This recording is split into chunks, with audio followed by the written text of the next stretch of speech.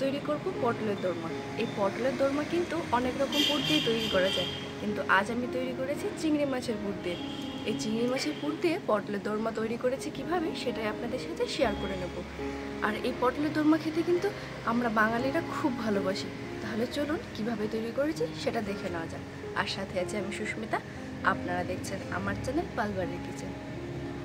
পটলের দোরমা তৈরি করার জন্য এখানে নিয়ে নিয়েছি পটলগুলোকে আমি কিভাবে কেটে নিচ্ছি সেটাই এখন দেখিয়ে নিচ্ছি। এভাবে একটা ছুরির সাহায্যে পটলগুলোর গাগুলো ভালো করে এভাবে চেঁচে নিতে হবে। আপনারা চামচ দিয়েও চেঁচে নিতে পারেন, পাতলা ছুরি দিয়ে এভাবে চেঁচে নিচ্ছি আমি। পটলের গাটা চেঁচে নেওয়া হয়ে গেছে। এরপর আমি এই মুখের অংশটা কাটবো, কিন্তু এই পিছনের অংশটা কিন্তু কাটবো না। এই মুখের অংশটা থেকে একটু বেশি করে আমি এভাবে কেটে নিচ্ছি। এরপর একটা চামচের সাহায্যে ভেতরের যে পটলের বীজগুলো আছে সেগুলোকে বের করে নেব। আপনারা পিলারের সাহায্যেও এই বীজগুলো বের করে নিতে পারেন। আমি এখানে একটা পাতলা চামচ নিয়েছি, তার সাহায্যে বীজগুলোকে বের করে নিচ্ছি।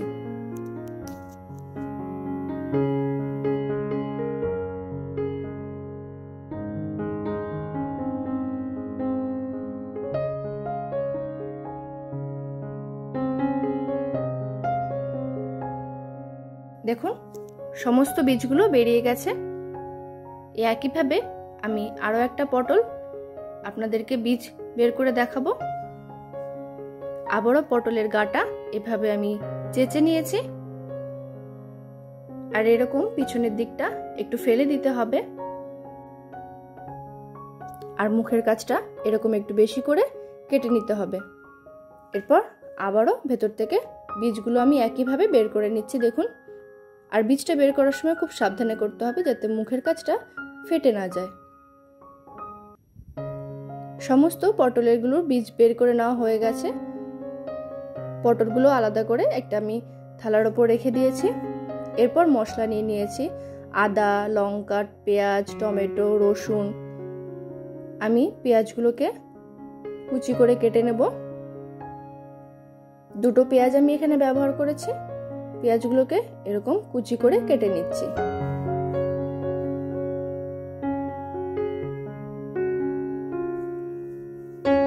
পেঁয়াজগুলো কুচি করে কেটে নেওয়া হয়ে গেছে।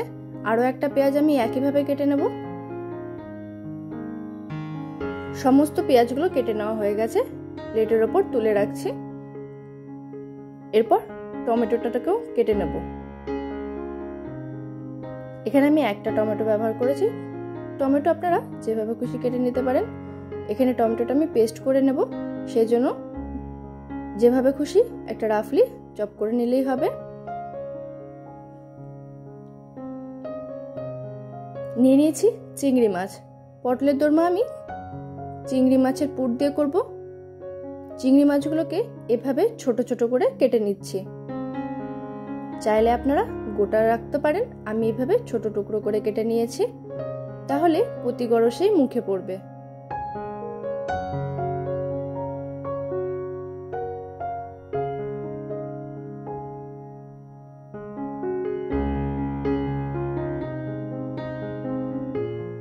সমস্ত চিংড়ি মাছগুলো আমার টুকরো করে কেটে নেওয়া হয়ে গেছে।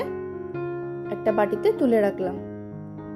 এরপর একটা বাটি নিয়ে নিয়েছি, তাতে দিয়ে দিচ্ছি 2 চামচ চারমগজ, দিয়ে দিচ্ছি 2 চামচ কাজু বাদাম। এরপর জল দিয়ে এটাকে ভিজিয়ে রাখবো। তারপর একটা স্মুথ পেস্ট তৈরি করব। একটা মিক্সিং জার নিয়ে নিয়েছি। এরপর পটলের বীজগুলো যেগুলো বের করে রেখেছিলাম সেগুলোকে পেস্ট করে নেব।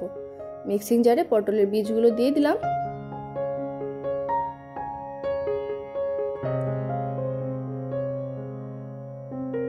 এরপর দিয়ে দেব কিছু রসুন, 4 কোয়া রসুন আমি এখানে দিয়েছি। দিয়ে দেব সামান্য কিছু পেঁয়াজ কুচি, দিচ্ছি 2টো কাঁচা লঙ্কা। ঝালটা এখানে আপনারা পছন্দ মতন দিয়ে নিতে পারেন। এরপর এটার একটা পেস্ট আমি তৈরি করে নেব। পেস্ট তৈরি করে নেওয়া হয়ে গেছে। দেখুন কত সুন্দর স্মুথ একটা পেস্ট তৈরি হয়েছে। এবার একটা বাটিতে আমি ঢেলে নিচ্ছি।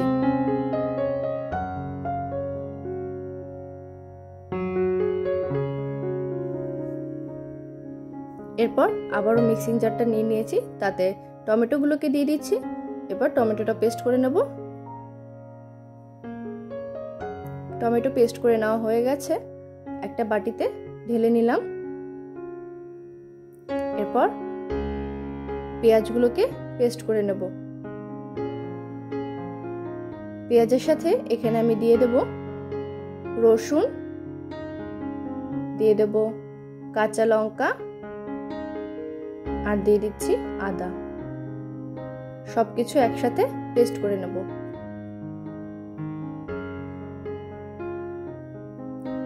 এটাও একটা বাটিতে আমি ট্রান্সফার করে নিয়েছি। এরপর আমি চারমগজ আর কাজুটাকেও পেস্ট করে নিচ্ছি। এটারও একটা স্মুথ পেস্ট আমি তৈরি করে নিয়েছি। দেখুন, এটাও একটা বাটিতে ট্রান্সফার করে নিয়েছি। সমস্ত মশলা আমার তৈরি করে নেওয়া হয়ে গেছে। টমেটো পেস্ট করে নিয়েছি, পটলের বীজ পেস্ট করে নিয়েছি কাজু বাদাম চালমগজ বাটা, আর নিয়েছি এখানে আদা রসুন কাঁচা লঙ্কার পেঁয়াজ বাটা। এরপর কড়াই বসিয়ে দিয়েছি। কড়াইতে দিয়ে দিচ্ছি সর্ষের তেল। তেল গরম হয়ে এসেছে। এরপর পটলগুলোকে আমি প্রথমে ভেজে নেব।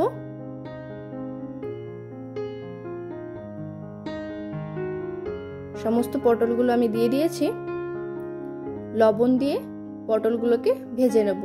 আমি পটলটা ভাজার সময় হলুদ ব্যবহার করিনি, কারণ পটল ভাজার সময় হলুদটা দিলে তেলটা কালো হয়ে যায় আর গ্রেভির রংটা একদমই বাজে চলে আসবে। এখানে আপনারা হলুদ ছাড়াও পটলটা ভেজে নিতে পারেন। মিডিয়াম ফ্লেমে পটলগুলোকে খুব ভালোভাবে ভেজে নিতে হবে, যাতে পটলগুলো ভেতর থেকে সফট হয়ে যায়।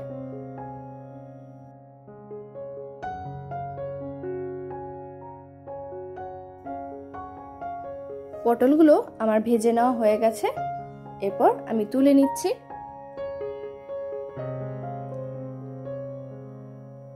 সমস্ত পটলগুলো আমি তুলে নিয়েছি। দেখুন, এরকম ভাবে আপনারা পটলগুলোকে ভেজে নেবেন। এরপর আবারও কড়াই বসিয়ে দিয়েছি। কড়াইতে দিয়ে দিচ্ছি সর্ষের তেল। তেল গরম হয়ে গেছে। এবারে পটলের পুরটা তৈরি করব। তার জন্য যে বীজের সাথে পেঁয়াজ রসুন আর লঙ্কা পেস্ট করেছিলাম, সেই পেস্টটা দিয়ে দিয়েছি। সাথে দিয়ে দিলাম লবণ আর হলুদ। এবার ভালো করে এটা কষতে হবে।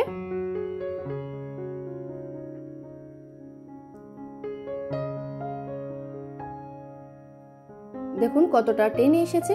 এই সময় আমি চিংড়ি মাছগুলোকে এর মধ্যে দিয়ে দিচ্ছি। চিংড়ি মাছগুলো আর আলাদা করে ভাজার দরকার নেই, এভাবে দিলেও চিংড়ি মাছগুলো খুব ভালোভাবে কুক হয়ে যাবে।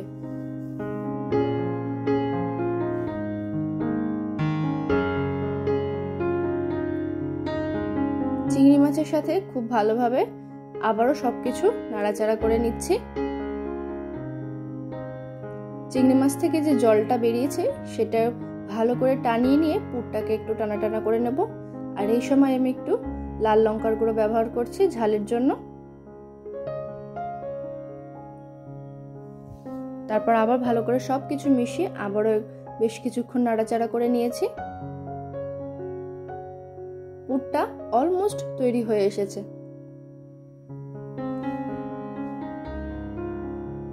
দেখুন কতটা টেনে এসেছে সমস্ত কিছু। একটু ড্রাই ড্রাই হলে এটাকে আমি নামিয়ে নেব।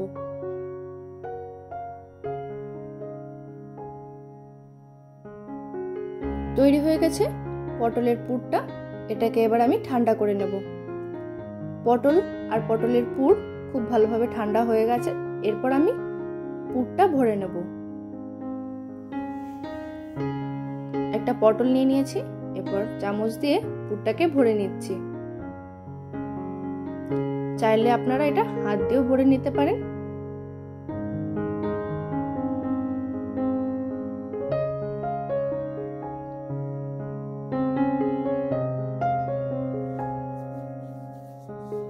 এরপর আমি এখানে একটু ময়দা মেখে নিয়েছিলাম।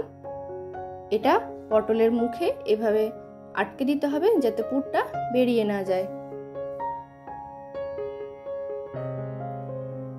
এইভাবে আমি পটলের মুখটা আটকে নিচ্ছি।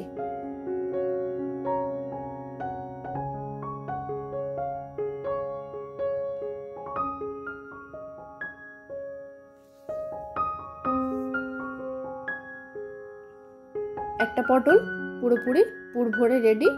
এরপর একইভাবে সমস্ত পটলগুলোতে পুর ভরে নেব।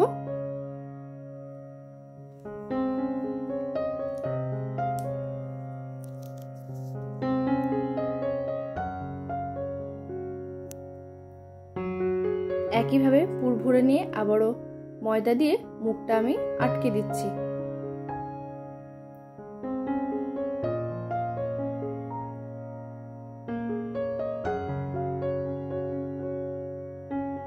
সমস্ত পটলগুলো পুর ভরে রেডি হয়ে গেছে। এরপর আবারও কড়াই বসিয়ে দিয়েছি। কড়াইতে দিয়ে দিচ্ছি সর্ষের তেল। ফোড়নে দিয়ে দেবো গোটা গরম মশলা, দারচিনি, এলাচ আর লবঙ্গ। ফোড়নটা একটু নাড়াচাড়া করে নিচ্ছি। ফোড়ন থেকে সুন্দর গন্ধ বেরিয়ে এলে এর মধ্যে আমি পেঁয়াজ, আদা, রসুন যে পেস্ট করেছিলাম সেটা দিয়ে দিলাম। এবার মশলাটা ভালোভাবে কষতে হবে।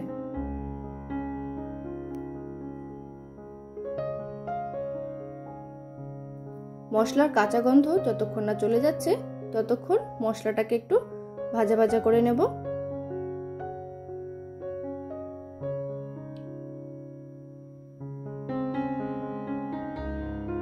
দেখুন মশলাটা বেশ অনেকক্ষণ ধরে ভেজে নিয়েছি, কাঁচা গন্ধটা প্রায় চলে গেছে। এরপর আমি দিয়ে দিচ্ছি এখানে কাজু আর চারমগজের পেস্ট। সামান্য বাটিটা ধুয়ে একটু জল দিয়ে দিলাম। এরপর ভালোভাবে আবারও কষতে হবে।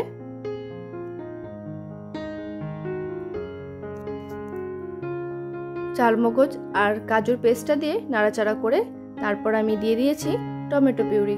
টমেটো পিউরিটা দিয়ে আবারও ভালো করে মশলাটা কষিয়ে নিচ্ছি। এখানে আমি টক দই ব্যবহার করিনি, যেহেতু টমেটো ব্যবহার করেছি টক দইটা এখানে আমি আর ব্যবহার করলাম না। এরপর দিয়ে দেবো স্বাদ অনুসারে লবণ, দিয়ে দিচ্ছি হলুদ গুঁড়ো, দিয়ে দেবো ধনে গুঁড়ো, এরপর দিয়ে দিচ্ছি জিরে গুঁড়ো, দিয়ে দেবো কাশ্মীরি লঙ্কার গুঁড়ো। সমস্ত মশলা এবার একসাথে খুব ভালোভাবে কষিয়ে নেব। মশলা থেকে যখন তেল ছাড়তে শুরু করবে সেই সময় আমি এর মধ্যে গ্রেভির জন্য জল অ্যাড করব। যতক্ষণ না তেল ছাড়ছে ততক্ষণ মশলা আমি এভাবেই কষাতে থাকব। দেখুন মশলা থেকে কিন্তু অল্প অল্প তেল ছাড়তে শুরু করে দিয়েছে। মশলার কালারটাও কিন্তু চেঞ্জ হয়ে এসেছে, রংটা দেখেই বোঝা যাচ্ছে মশলা খুব ভালোভাবে কষানো হয়ে গেছে। এই সময় আমি গ্রেভির জন্য জলটা দিয়ে দিলাম। এগুলোতে খুব বেশি গ্রেভি হয় না, তাই খুব বেশি জল আমি এখানে ব্যবহার করিনি। জলটা দিয়ে কিছুক্ষণ ফুটিয়ে নিয়েছি। আবার একটু ভালো করে নাড়াচাড়া করে এখানে পটলগুলোকে দিয়ে দিচ্ছি।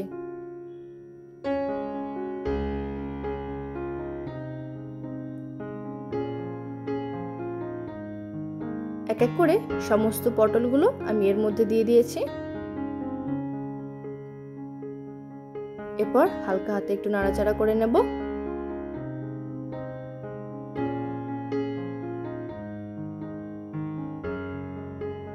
এবার ঢাকা দিয়ে 5-7 মিনিট এটাকে ফুটতে দেব, যাতে পটলের ভেতরটা খুব ভালোভাবে সফট হয়ে যায়, পটলগুলো একদম সুন্দর নরম হয়ে যাবে।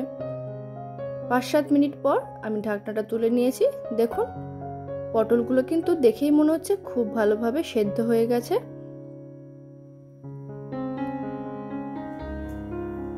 গ্রেভিটাও অনেকটা টেনে এসেছে। একটু উল্টে পাল্টে দেবো পটলগুলোকে, যাতে চারপাশটা খুব ভালোভাবে সফট হয়ে যায়। এবারে সবশেষে একটু চিনি দিয়ে দিচ্ছি, যাতে এর টেস্টটা ব্যালেন্স হয়। এবারে কড়াইটা ধরে আমি এভাবে একটু নাড়িয়ে দিলাম।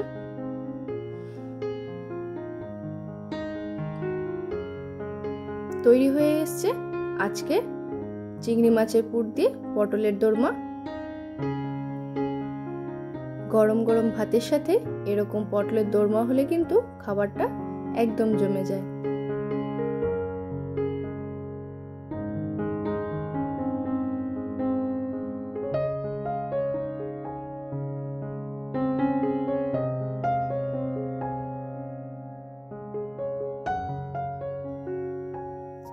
এরপর আমি একটা সার্ভিং প্লেটে এটা সার্ভ করে নিচ্ছি।